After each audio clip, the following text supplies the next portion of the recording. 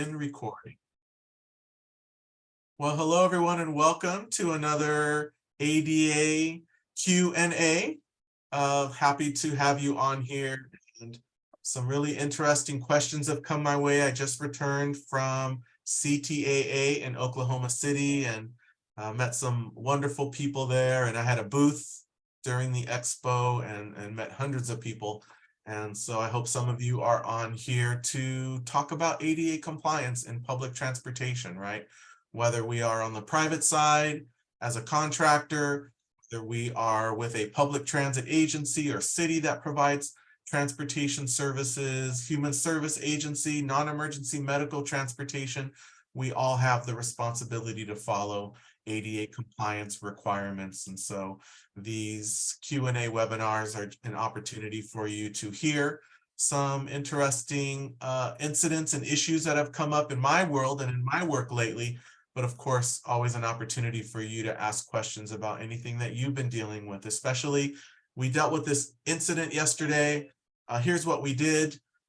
How might I handle it better next time? And I might say, you know what? You did everything correctly, right? And you all know, many of you at least know, no matter how amazing our service levels are and our communication and our material, it doesn't necessarily mean that we won't get complaints filed against us or our staff, or that we won't have a lawsuit thrown our way, right? That's not really what we're fighting for when we are focusing on ADA compliance and having it as a high priority, because we cannot control what our riders do, what community members do. So what we are fighting for, if you will, is protecting our agency to the greatest extent possible. And we do that in large part by having great policies and procedures and thorough training, amazing oversight, and of course by documenting everything to our ability, so that if and when we fall into these challenging situations, we have the documentation and the proof to protect ourselves. And so there are some questions coming in already. Let me just roll through very quickly an interesting concept that came my way, and many of you that have taken my trainings know this already, that there are different service animal requirements within the ADA, depending on the type of service we're talking about. We have the Department of Justice definition, and I have worked for transit agencies that are under the Department of Justice scrutiny, if you will, where complaints came in, maybe warnings are given to improve services, didn't quite meet the DOJ's expectations, and so they come in for a 3-year period, and there's a close oversight of your services, and none of you want to experience that. And so the DOJ, in most of society, really society outside of transportation, has a definition of a service animal that is simply defined as a dog. I had been hearing that maybe this includes miniature horses that have been trained, but I was just on the DOJ website and I did not see that in the language. So I copy and pasted this directly out of the DOJ website. And so in society, service animals are defined as dogs. This was interesting too. In situations where it is not obvious if the dog is a service animal, staff may ask 2 questions. Is the dog a service animal required because of a disability? What work or task has the dog been trained to perform? That sounds very familiar to us, doesn't it? That's identical, except we don't say dog. We say has the animal, has the service animal, is it required because of a disability? What task has the animal been trained to perform, right? So this applies in restaurants, libraries, really any part of society outside of transportation. There's actually 3 definitions of a service animal if we include under the Department of Transportation their aviation definition, which also specifies dog regardless of the breed type. And so this is interesting as well. And it also has language about animal species other than dogs are not service animals. And so this applies in the aviation, airlines, etc., which is why we see dogs and no other types of animals for the most part. Maybe other animals, cats, etc., might be in a carrier, but we don't have the same maybe opportunities. I saw this thing, don't never use the word challenge, use the word opportunity. And so we have lots of opportunities in public transit, right, to transport animals. It could be any type of animal potentially, right? And we focus on, of course, in my trainings, we talk a lot about defining a service animal as an animal that has been trained to provide a task. And many types of animals can be trained to provide a task, many more than just dogs. And so that does bring us to our definition of a service animal. The ADA's Department of Transportation Federal Transit Administration definition of a service animal, which is defined as a guide dog, signal dog, or other animal. And so I won't call this agency out, but an agency reached out to me the other day, an agency from Texas, putting together a service animal pocket guide, if you will, for their operators. And they wanted me to take a look at it.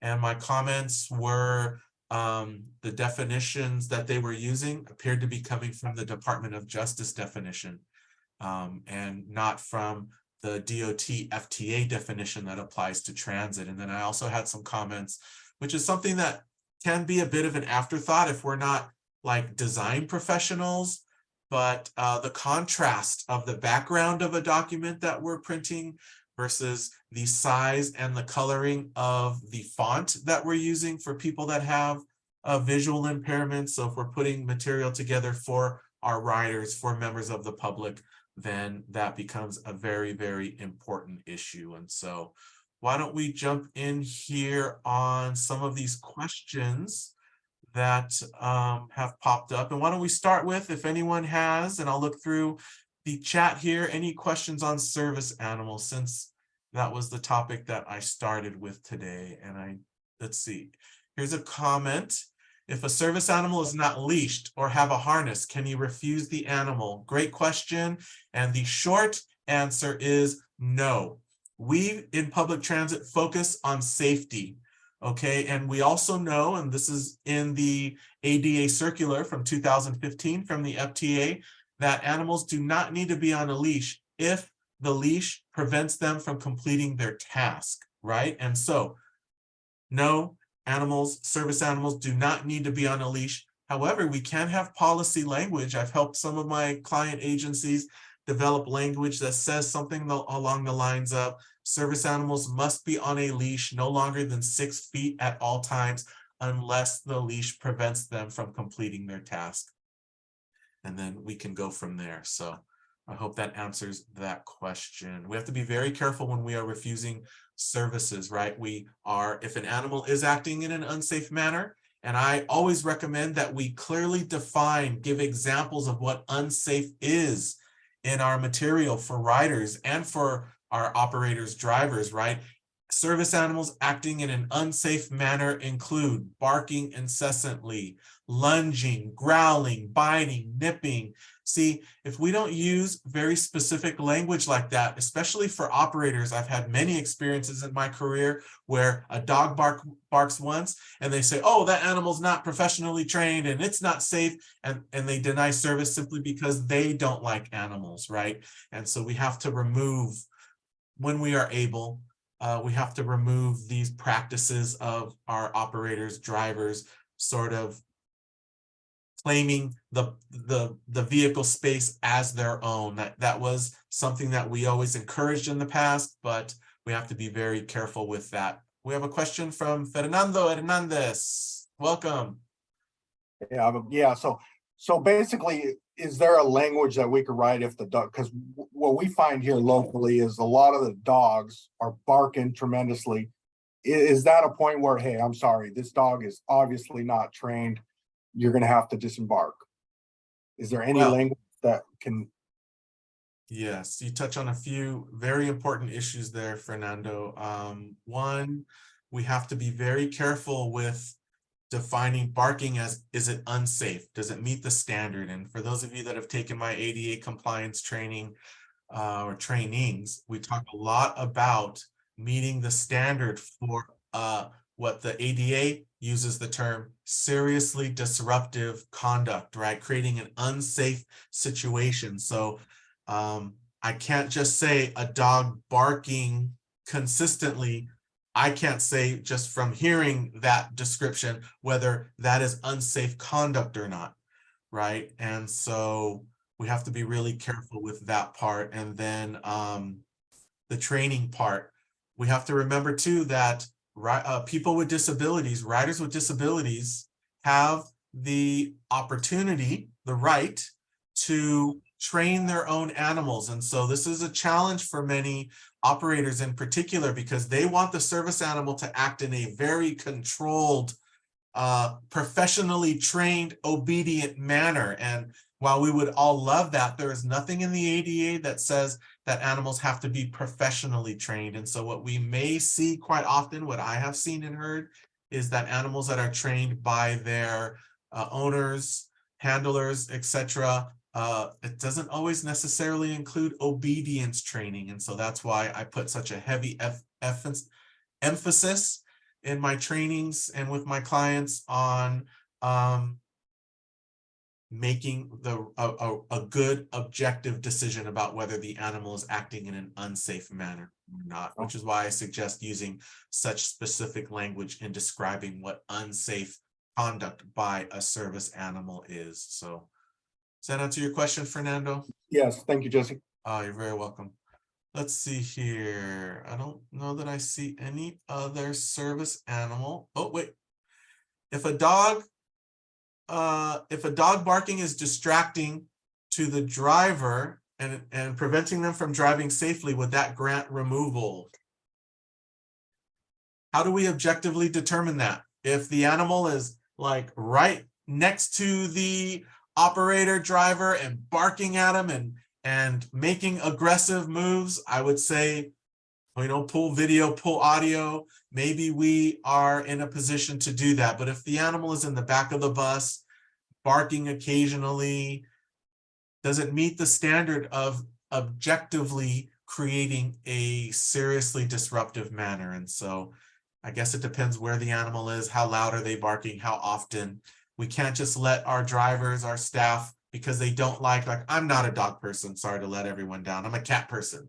So I don't really like dogs to be around me, but I can't use that as a reason to remove them from service, right? And that's again why I recommend using specific language with regards to describing unsafe conduct by an animal. Here's another one on service animals. For service dogs that are trained directly by the owner, do they need to show certificate of being service dogs? So another thing we cover in my trainings is no. There is no such thing as service animal certification in public transit. And so you can go on a website, it looks like a US government website, and for $75, get a certificate you can hang on your wall, get an ID with your animal's picture on it, get a vest or harness that says service animal, and it doesn't mean that it is a service animal. In public transit, we determine whether an animal is a service animal by asking those two questions. Is your animal a service animal required because of a disability, and what task has it been trained to perform? And that's what we have to work with in public transit. And they do need to answer that second, well, they need to answer both questions if we ask them. Yes, this is my service animal. It assists me in notifying me of oncoming seizure, or it gets help when I have a seizure. They have to answer both of those questions. FTA received a complaint once from someone, I think this was in the state of Colorado, and after the investigation, because the person with the service animal was denied boarding because they did not answer both of those questions, and the operator could not come to a determination whether the animal was a service animal, and the investigation by FTA found indeed they do need to answer both of those questions in order for operators, drivers to make a proper determination. So I hope that answers your question there. Is sniffing on other customers disruptive? Well, is sniffing someone creating an unsafe situation on board? I think maybe we could argue that maybe sniffing in and of itself does not, but that could just be the beginning of lunging, nipping, biting. So we have to be really careful about that, right? Maybe we want to add something along the lines of, you know, that service animals must be kept away from others, you know, who are not the handler. Sometimes really it's a reflection of how is that person being sniffed responding. If they are responding negatively, maybe we need to do something about that, right? So that's a good one. That's a tricky one. Sniffing in and of itself, because remember, we don't make policies and we don't make decisions to deny service based on what might happen. Okay, we make decisions based on what is reality, and that's why we don't make decisions subjectively, we make them objectively. And so someone sniffing a customer objectively may not be unsafe, but again, it may be leading to something that is going to happen. So we don't deny service perhaps for the sniffing, but maybe we act and we say, can you please remove or you know, pull your service animal away. Maybe we say something like that. I know someone's raising their hand, but I have so many on my list, I can't see who it is. So whoever that is, go for it. This is Rashida. Hi, Rashida. Actually, I was going to comment on that. The sniffing itself may not be the problem, but if it causes a fellow passenger who may be freaking out, in other words, they keep getting up out of their seat, undoing their seat belt, screaming for their driver, lunging for the driver because they're afraid of the dog, Yes. then that has now caused an unsafe situation. Couple of ways. I remember dealing with something like this in my past life. Maybe these two people actually can't ride together. You may or may not be able to prevent something like that from happening, but it's that person's reaction to the dog, not necessarily the dog, but it is the dog that also created the unsafe condition. Yes. So our knee-jerk reaction is not necessarily to deny the person the service. We want to be able to find ways to still accommodate this special need, right? This is the reason why this is a special need. This is the reason why it's an accommodation. So our knee-jerk reaction when we come into these situations is not, how do you remove the person from service? How do you deny the person from service? As transit individuals, safety is our ultimate. So we automatically start thinking, deny service, remove service, deny service. But this is this person's civil right to be on here. So this is where we have to start thinking outside of the box on how do we turn the answer into yes versus no? Yeah, great comments. Thank you so much. And yes, I did share, depends on the response of the person being sniffed. And absolutely, if they are feeling threatened, and especially, you know, if this were to happen on a cutaway or minivan and this person disconnects their seatbelts and moves to another area, I think we can see that as an action of fear. And so maybe that gives us what we need to determine that that action in that moment is creating a seriously disruptive situation on board. And of course, we want to document the, you know what, out of that and pull audio and pull video. That's, I think, maybe a great way to handle that. So thank you so much for sharing those comments. Really appreciate that. Another one here. I think it is important that we also keep in mind that it's possible that the dog may be barking to do its job, to alert bystanders that the handler is having a seizure, needs help, etc. Great point. Absolutely. Great point. And so maybe we need to make sure, if we don't already in our trainings, that when an animal is barking, that that operator check on the individual. And of course, we want them to observe to make sure that the bark is not the beginning of creating an unsafe situation on board. So that's a great comment, something for us to definitely think about. Another comment here, we also have to be considerate of the clients that are afraid of dogs. Absolutely. If it is truly a service animal, it wouldn't behave in an aggressive manner. Ooh, we have to be really careful with that, only because we have to remember, as I shared, that people with disabilities do have the right to train their own animal. And so they could train it to pick up an item that dropped. I think we would all love that they are also training it to be obedient and to manage the public transit environment well, which means not getting nervous when they're in an enclosed environment. with other people around. So we have to be really careful. I would agree with you that professionally trained service animals are trained to act in a passive, mild, non-aggressive way. We just can't control how people with disabilities train their own animal.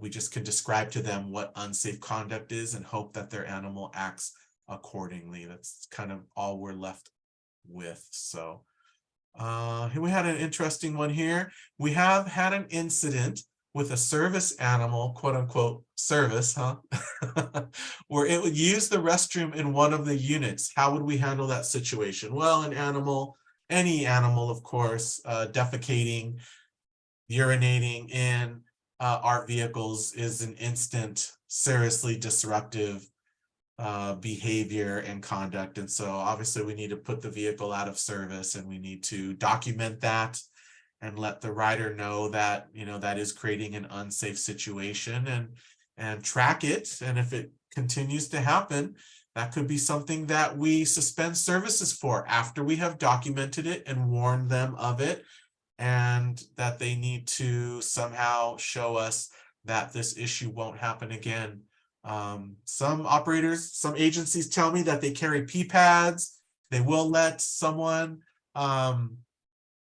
they will let animals sit on seats. That is a choice. The ADA doesn't require that we allow animals to sit on seats, but your agency can allow that as an accommodation. So there are lots of interesting issues with that one. We have a hand up. Let's start with R. Waddell.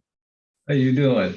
My question is, okay, to me, unfortunately, to my opinion, the ADA has took a step where they placed animals above human beings. And it got to the point where children seem to be irrelevant in this situation when it comes to them having asthma attacks and other issues, mental issues. And it seems like everything we are doing at ADA is geared towards protecting an animal and the few people that ride versus the multitude that have issues with the animals. Have there been any discussions about equaling the playing field? Because there's too many situations where children go through things, elderly people go through things with situations with pets that get on the bus and what have you. And these are typically people had 3-4 dogs, and they just, you know, random animals. Most of them are not ADA. Well, if we've asked our questions and they answered correctly, then under the eyes of the ADA, they are service animals, number one. Let's talk about choosing animals over individuals or people. Really, what the ADA does here is it ensures that people with disabilities that use service animals have the right to use public transit services the way everyone else does. And so we have to remember, I also cover this in my trainings, we have to remember that the public transit environment is public space. And so I've always used the example, you're sitting, say you're allergic to dogs and you're sitting on a bench in a park, and someone comes with their dog, their service animal, whatever, and sits next to you. What is your choice, right? Who leaves, who moves? And because in public, people have a right to sit where they want to sit, the only choice is that the person who has the allergy can choose to stay or can choose to exit the vehicle. And so for some of you, you're not going to like hearing this, that standard applies to public transit as well. So if there are riders that have allergies to animals, including dogs, and it comes down to them having, someone commented here, you know, having a sneeze attack 50 times in a row because of an allergy to an animal, the choice comes down to that individual deciding whether they want to stay in that public space anymore or not, whether they want to stay on our vehicle or not. And so I know that's not an ideal answer, but the ADA has, let's look at our 2015, our newest regulation in the ADA, which was reasonable modification of policy, which sort of threw a blanket over the entire ADA to say when needed and when reasonable and when safe, we need to modify our policies. Prior to that, when had we ever heard of a single, you know, incident or suggestion that you don't have to follow your policies. Policies had always been written in stone, right? So to some extent, when reasonable modification of policy came in, it kind of altered in certain ways our policies that were written in stone to be more like guidelines that we follow until we have more information to tell us that we don't need to follow it anymore. And so I believe, based on what I'm seeing from the 2015 reasonable modification of policy requirement and from the language and the discussion in the ADA circular, also from 2015, that we are only ever going to see changes to the ADA that are going to further make it easier for people with disabilities to use our services.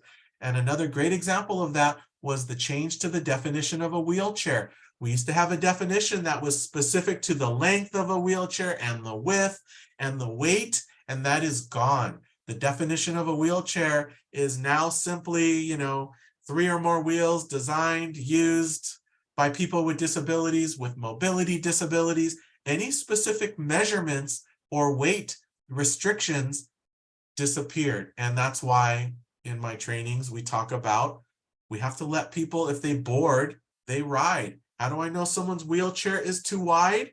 I can't measure it. I can't eye it. I have to give them the opportunity to board. How do I know they and their wheelchair is too heavy for my lift? I can't eye it.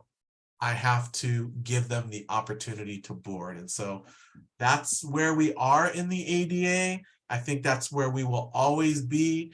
And the ADA is designed very carefully, but very specifically designed to ensure that people with disabilities have the ability to use public transit just like the rest of us do. So sorry that was a long answer, but there's just not a whole lot we can do. I don't know if I would say level the playing field. I just think we need to train our drivers. All we're left with is training our drivers, our operators, to be experts at identifying unsafe situations and handling them. And that's what we're left with. For some of you, I know that's an unfortunate response, because we do have a tendency to want to control the transit environment, and we're just not able to do that. Fernando, another question? Yeah, you mentioned that we could require the service animals not be on the seats. Yes. Did I hear that correct? Correct. Okay, is that in the FTA policy? Well, we can consider that to be creating an unsafe situation, because animals pee, defecate. We don't know, is the animal clean, dirty? And so it's the same with a person. It's the same standard, right? If we see that someone has, it's easier on a person if they peed their pants and they're standing in a puddle of urine outside the vehicle, we're not going to let them board because of safety concerns. And so with animals, because there's always the concern potentially of that, we can have a policy that says that animals are not allowed to sit on the floor. Now, when I worked at Los Angeles Metro, I didn't really do an introduction of myself. My last public transit agency was with Los Angeles Metro as an ADA compliance manager. And we did have a request for an accommodation that someone asked that their animal sit on the seat, because they needed the animal to see their face to notify them of an oncoming seizure. And so we denied that request for cleanliness and health and safety issues, but we did say that we would allow the animal to be on their lap. The response from the rider was, I cannot lift my dog because my hands are disabled. And so we did, as an accommodation, this was a choice, your agency doesn't have to do this, but we did then allow the animal to jump onto the seat momentarily on the way to this rider's lap. And that was the ultimate accommodation that we provided using the reasonable modification of policy process that we had created. So thank you, Jesse. yeah, what we really want to do, whatever our policy choices are, it's the same with service animals versus emotional support animals, right? The ADA does not define emotional support animal as a service animal. It doesn't mean your agency can't have a policy that says that emotional support comfort animals are allowed on board as long as they are not creating an unsafe situation. So we have lots of choices that we get to make. And I really recommend strongly that you make these policy decisions and then you publish them and you share them with your ridership, because what you don't want to do is for this issue to come up, oh, this person's dog is sitting on our seats. We don't want to allow that. And then you deny that, but you don't actually have a policy. You know what I mean? We have to be really careful. We don't want to look like we're just making stuff up as we're going. Does that make sense? So hopefully some of these discussions will help you decide what maybe you need some policy language on. Question here, service animals is really eating our time up today. I'm glad you guys have so many questions. There's about, and we'll go 6 more minutes, so we'll finish at 9:40 Pacific PDT. I always forget what the D means, but it was a question. What about snakes? Do they have to be caged? So a snake can be considered a service animal if we ask the 2 questions. And with the second question, they say, yes, my animal has been trained to squeeze my arm to notify me of a seizure. And we do have documentation. We do know that there are animals that are able to do that. I've heard of even tarantula will start tapping on someone's hand when there is a change in body chemistry. And so as crazy as that sounds, but I've asked people, have you ever, I've trained tens of thousands of people in my career, and I always ask, I understand the concern about snakes. Have you ever seen one? No one has actually ever said to me that they have seen one, but I know this has happened out there. So we have to be really careful. Let me address some non-service animal questions from the beginning. I'm scrolling back up. Let's see. We had a passenger who was in a wheelchair. This is from Tatiana Hendricks. He's in a wheelchair and had a colostomy bag. The driver said he smelled very bad and it made him feel sick because of smell when he had to lean over him to secure the wheelchair. What can we do about this? So securing the wheelchair and being that close to the rider was a very short period of time. And so if the driver was able to manage that well, let me ask you this question. Did the driver manage the process, Tatiana, and successfully secure the person and then return to their seat and drive off in service? If the answer is yes to that, then the driver managed the situation safely. What do you think, Tatiana? I only hear about this secondhand because we have a contractor do this for us. So I assume that he was able to go about his business after that. I guess they just want to know, like, could we ask him to clean himself before getting on our buses again? Sure. Is there anything we can just do to make it better? Yeah. I think the best we can do, well, so since your driver did manage this and deliver services, I think it did not meet the standard of seriously disruptive. Well, the question, we may so need to Jesse, wait the other until that question happens. is, if you have a hygiene policy, you wouldn't be denying him for the wheelchair, you'd be denying him for hygiene though. Yes, but someone smelling bad is not the same as that odor creating a seriously disruptive environment. We have to remember the standard is very high.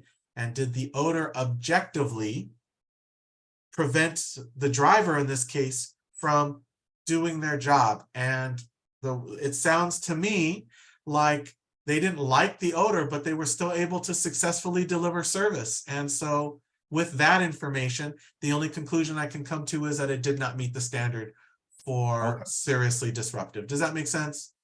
If you have a driver that I've seen this only once or twice, the odor was so bad that they had to get off the vehicle and throw up. Now that does meet the standard of creating a seriously disruptive environment, but I've worked with many drivers, operators that have boarded people that are unhoused, homeless, terrible odor, and most of them have managed delivering service and driving their vehicle safely by opening the window or other windows in the vehicle and doing their job. And so yeah, we can't deny service. if someone has bad body odor, right? It has to meet that standard, a very, very high standard to meet. So Would you say it's against ADA to send him a letter asking him to make sure like he's clean? Because perhaps, I'm not sure, I wasn't there, but with the colostomy bag, perhaps it was leaking a little bit or something, or not properly, I don't know. well, if it was leaking and feces, body fluids are spilling on our vehicle, we've met the standard for seriously disruptive. But that doesn't sound like that was reported to you. It just Right. sounded like the odor, which means when they put the person, when they alighted the individual off of that vehicle, there must not have been anything left to soil the vehicle, because you would have heard about that. So again, we have to be careful. I wouldn't start with a letter. I would start with maybe a phone call. You know, we just want to make sure everything's okay. But we have to be careful not to overstep our bounds, because we're public transit, right? We're not human service agencies. We would be within our right if bodily fluids were transferred to our vehicle in any way. Would be in our right. Document it, contact them, send a letter, let them know what our policies are, that services may be denied in the future if this does happen again. But without that fluid transferring, right? I touched on this a little earlier. It's hard for us to act in these ways to deny service when we are anticipating that something might happen. Most of the time it doesn't. And so we can't deny service because we are anticipating something. So I'm sorry, everyone. We are out of time today, but I am going to copy down your comments that you posted in the chat that we did not get to, and I'm going to start by addressing those in our next live ADA Q&A webinar. Okay, so thank you all so much. I do have some trainings coming up. I'd love for you to consider ADA Compliance 360. Any of you that are managers, supervisors, we spend 8 weeks together via webinar talking about how to be an ADA compliance manager. What does it mean? How do we investigate an ADA related complaint? What information do we need? How do we document things properly? It really is the work of ADA compliance, not simply me telling you what the regulations are with a few examples. It's getting into the work of it, including how do we effectively communicate with our ridership, and what is the role of riders guides, and what kind of material and information do we need on our websites, all of those things. And then of course, other webinars, paratransit eligibility, general ADA compliance requirements, advanced wheelchair securement, and this is a free webinar, strategies for advancing your public transit career. It can be tricky. Do you work in an agency that is a policy-driven organization or a personality-driven organization? And depending on your preferences, your style of work, you may or may not be in the right organization for your style, and that could definitely impact your ability to be successful within that organization. And so This, you know, we sign up for future webinars. go to www.adaguru.co and scroll to the bottom, and you can sign up for my newsletter, my mailing list, and you will start getting those emails probably as early as tomorrow. All right. Well, thank you everyone so much. Wonderful to see some of you on here, and I appreciate the questions. I appreciate your support. I hope the information I provided today was helpful, informative, and will help you along your path of becoming an ADA compliance expert. You know, I'm here to always help and support your efforts in any way I can. And I hope I see you in some of these trainings as well. Thank you all so much. Have a wonderful day. Thanks, Jess. Thank you so much. Thank you. Bye-bye.